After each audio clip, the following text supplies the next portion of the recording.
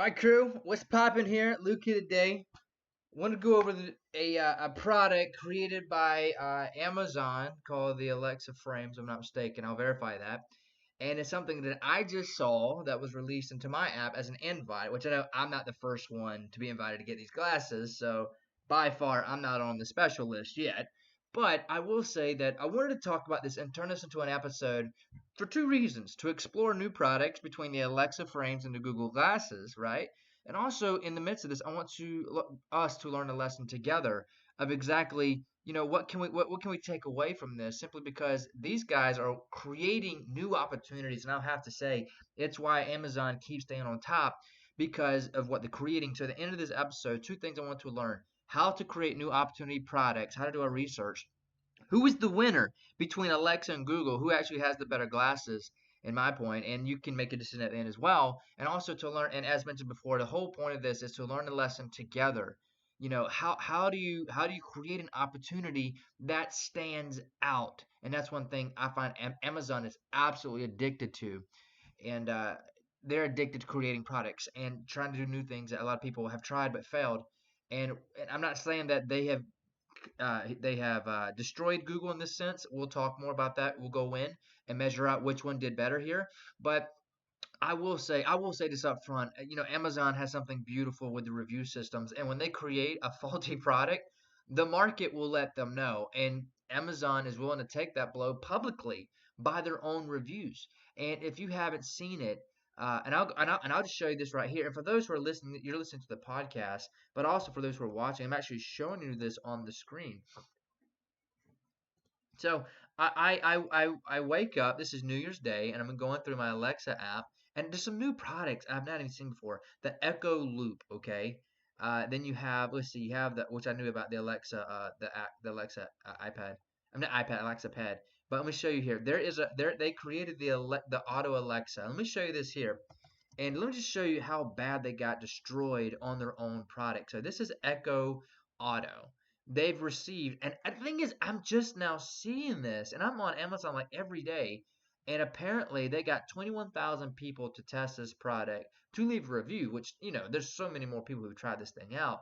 And I saw this here, and I was like, wow, it's actually a cool product. And I remember telling my wife, it's crazy. I said, I see Amazon creating a product like Alexa to put in the car. It was just I just knew that was coming. And then this morning, this pops up on my app. And I was like, honey, look, I'm right. I love doing that. I love predicting things. And because I'm so smart, But look, so for example, the product it's a very, very cool concept. But look at this: 21,000 ratings, right? But look at this: 5 star, only 39%. 1 star, 17% of the people. So, not quite half of the people that left a review. Well, I will say this: between 1 and 2 stars, 27% left this auto product by Amazon. 27% hates it, and the big thing they hated about it was the cords. And so for those who are like, why are we talking about this on your business podcast and in your video? See, with the Alexa Auto here, they released this product and was like, hey, we've never seen anything quite like this. What do you think of it? And they released it. And what I love is they love doing beta. They love releasing things, to a few people, which they released, it says, to a couple of thousand people. And pretty much it's a mix. Half loves it, half hates it. And the only thing is, you don't know how much of that is actually paid reviews. And obviously, they didn't pay people to say I hate it. So it's 39% say absolutely love it. 27% say they hate it. So it's kind of like this Echo Auto kind of, people are waiting. And pretty much what they were saying is, we want to wait for the next version of this to come out. It absolutely was not worth the $49.99. So this is one of the products, and this is one thing I love about Amazon: when they come up with products, they're not all a hit. So what about the Alexa frames? How did what did the public have to say about the Alexa frames? In fact, me and you are both about to find out together, and today we're going to decide which one crushes it: the Google Glasses or the Alexa frames. And also, while we're talking about this, let's talk about how we can create new opportunity products, even if we don't have a billion-dollar laboratory. I like to. This is my line here to Power Closers. I'm here today to help you close bigger, faster, and more easily by turning your business into a marketing laboratory. And that's what Alexa, I mean, that's what I keep wanting to call Amazon Alexa, but this is what Amazon has done. So check this out. So currently, and I didn't realize this, the Echo Frames, or I call them the Alexa glasses, they do not have any reviews on it because currently it is only an invite. And I mean, and the concept, the concept behind this here is that they kind of, so when Google came out with their glasses, they was one of the ones to come out with the Google with the whole smart glasses concept. It was one of the first ones to come out with it, and people, and I'll just show you what that looks like. This is what the Google Glass looks like. I mean, look at this girl. She looks like she's a cyborg or something. Look like lasers can come to that thing. And imagine with Google Glasses, you walk into a restaurant. Imagine walking to a restaurant and you come with this thing. They're gonna think like you're some robot woman or something about to blow the place down. It looks really freaky. Or imagine going on a date and looking at this in the face. It's like, are you about to kill me? And with this here, it's more casual. And on top of it, the price that they have here is 179 as an invitation price. Only the price will be 250. So my thoughts on this right off the bat, it looks way better. And if you see this here, for those who can't see this and you're listening, the glasses looks absolutely natural. Now the band is a little thicker than your normal glasses, but I mean, different glasses about that size. That's the only thing I'd have to say is that it's a little thick. And I know they got to have that thick for the processor. They've got a microphone, but the way it works with the Alexa frames, the Echo frames, is you talk to it and you say, Alexa, what's the weather today? Alexa, remind me to do this at 9 o'clock. Or Alexa, how far is the nearest the nearest restaurant? You can tell the restaurant what restaurant, and it will tell you all these things, and you don't look like a cyborg or look like something about to kill somebody. So it actually looks more natural, and the price is 179 invitation price only. But when it comes out um, in the public, it'll be 249, and obviously they're pushing this price for 179 for an invitation price. So, and now you get into the glasses, which the glasses have been out since I think 2017, I believe, not 2016. And really, it's not. And if you see this, it's really not built for the public. Really not built for the public. And I'm going to tell you which one I think is a winner in a little bit. But look at this.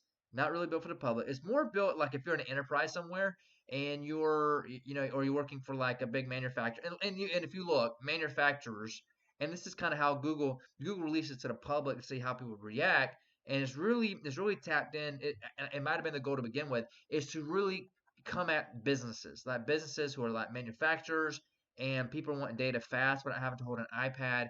This is definitely not your casual public, and I don't know if they did that on purpose, but I definitely don't think so. Because I remember when it came out, they pushed it really hard, but the price was like $1,000. And if you look at this right here, you can buy it off of Amazon for, let's see, $1,700. And then if you look on here, because I remember when it came out, they made the price more public, and now they do not seem to be making the price more public. I don't know what I'm missing here. Let's see. So and they talk about a Google Glass 2.0, which here, let's see here, and that was, yeah. This is still old news here. So yeah. So here, from the public view, it's not that great. For a me and you view, for an everyday customer, the Google Glasses would not be feasible. And I remember they did come at it from a customer view, and then I think they came into the business world and say, hey, the public is not liking this. It's a little freaky, and the businesses I think are more adapting to it, and that's why it hasn't really caught fire. And that's why, and because I mean, obviously, who can literally drop $1,000 to $1,500 on glasses that looks like, it's not very casual. And this is why I believe, based on the price, based on the looks, and based on the concept. Now, there is invitation only, and it looks really good. It really looks good for what it can do. Now, what can we learn from this, though? However, because obviously popularity, this product here will do very well. In fact, I think it would do much better than the Auto Echo they came out with. I think but I haven't tested it yet. That's the only thing. Based on the concept, based on the looks, based on the price, it's going to be a winner. It's going to be way more popular than Google Glasses were. The downfall is I absolutely, my opinion, I wish it actually could. I wish you could actually see through them, and have like a little screen in them, like where you could see things, right? Kind of like what you would see like in the sci-fi's where they where it's kind of like it can identify people, this and that, but that's probably not good for privacy reasons. So we probably don't want to get that route. But something like with a little screen or something like a like almost like virtual glasses almost, where you can, you know what I mean, like where it can show you things and arrows go this way and that way. Like it's like a whole nother world in your glasses. And I think when they do that, the better. But the problem is when you have that much processor next to your head, it can obviously be a little scary, right? Thinking, well, this thing going to give me cancer. So that's the problem with all of this. And I think the way the glasses work is that they actually hook up to your phone. So the glasses, I believe, communicate with your phone, and from there is how it's able to give you all the data. So the processor is actually in your pocket, like the bigger part of the processor doing a lot of the work in your pocket, your smartphone, and the glasses just reveal the information that is there. And I think for now, this is a smart way to get, because I really want glasses to get pushed. I think it's cool. I don't know how good it will be for the public if everybody's got glasses like this. I don't know. It's not much different than a smartphone, so obviously it's not that bad. But takeaway here today, my takeaway here today, because I look at this, I look at the big boys, and I love, I've always asked myself, what am I more of, a marketer or an inventor? But then again, I realize it's a stupid question. Good inventors are natural marketers anyway. Because what are marketers? Marketers are researchers of the public, just like inventors. We're here to solve problems. And marketers simply reveal the problem that this product solved. But if the product didn't solve the problem, the marketer couldn't do that. So I would say first inventor, second marketer. And I would say I'm more of an inventor than a marketer. And that's why I love building things in my niches. And this is why this absolutely is intriguing to me. So how can you take away from this? How can you actually take away from this? So I would say the biggest thing you can be in your business to change it locally and then soon to be nationally, I would say the biggest way you could do this is simply start thinking, what is missing in my market? What is my competition coming out with? And how can I do that? And you're like, Luke, well, how can I create glasses? I mean, we don't have access to the top technology. We're not inventors of breakthrough technology. And I get that. But some of the greatest products did not cost much money. For example, when Facebook came out, that technology of the social media where it connects people, the dude just used his skills, right? He a lot of that was pretty much free when he came out and built it. And when the first day that he launched it, he got 1,000 users from what I'm understanding. From what I'm understanding, he sent it to an email list of 300 people, and 1,000 people signed up. It was that much of a good idea. He simply saw what was out there, and he thought he could do something better. We all have our skills today. And I find so many people are trying to create new things. It's absolutely new that nobody wants. I say instead, find something that's there and just make that product transfer, like build something that's not just a 2.0 of that, but build something that is way, way, way, way better. Something that you feel like is miles ahead. So having some creative inside, but also doing some research, what's already working, but needs, like for example, horses were working. Horses were great. But when the car came out, right, and that's why they call it horsepower to this day, because it's replacement of the horse. And that project obviously a billion, if not $1 trillion, it's got to be $1 trillion product that breakthrough into the world 100 years later because someone simply did something that was better than the first. And I'm saying to you today, in your market, who you're after, it starts with who's the person I'm trying to help? What is the product doing that? How can I be better than that? Obviously my customer wants better prices or they want better product, better value. I'd go with the better value, better product. When you get down to the place where you're trying to jip on prices and go down, down, down, it's because you have nothing else left to give. But for example, if you can create something that no one else can, obviously you own the market.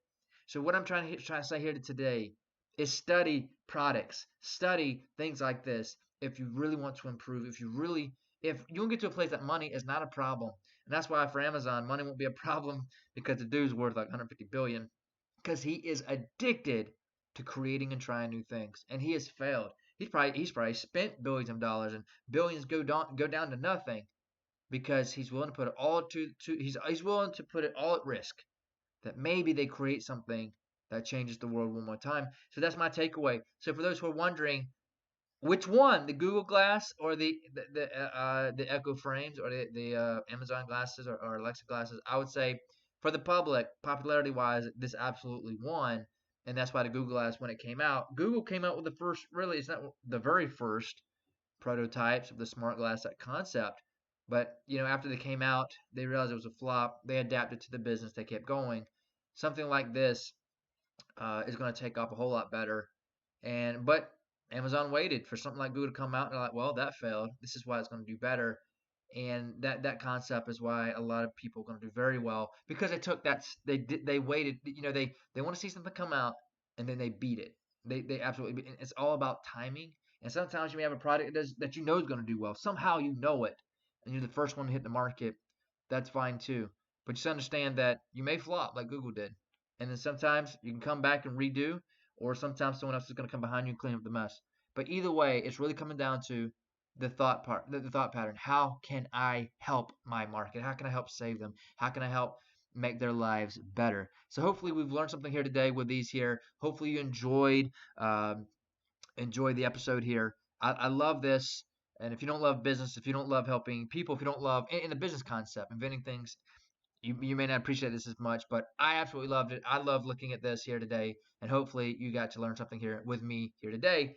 And as always, this is Luke here today, helping you close bigger, faster, and more easily by helping you turn your business into a marketing laboratory. Thanks so much for watching.